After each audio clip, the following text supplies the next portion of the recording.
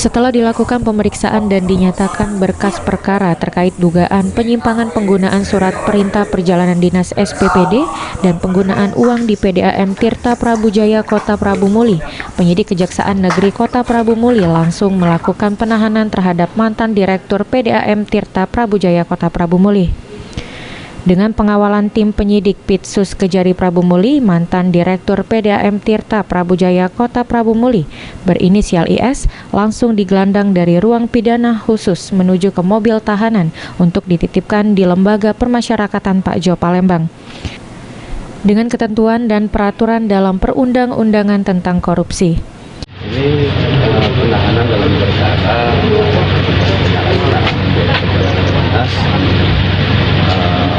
Pusda ya, PDAM Prabujaya Muli ya, tahun 2016 sampai dengan 2018. Jadi perkara ini kan memang dalam proses penyidikan kemarin kan memang pertimbangan penyidik memang tidak dilakukan karena alasan spesifik yang bersangkutan ini kan kita diminta keterangan.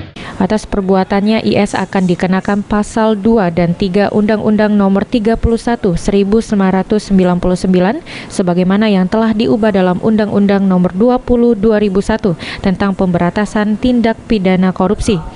Untuk diketahui, mantan Direktur PDAM Tirta Prabujaya Kota Prabu Muli berinisial IS ditetapkan sebagai tersangka dalam kasus dugaan korupsi penyalahgunaan uang perjalanan dinas di PDAM selama 3 tahun berturut-turut, yaitu 2016, 2017, dan 2018 dengan nilai kurang lebih mencapai 300 juta rupiah.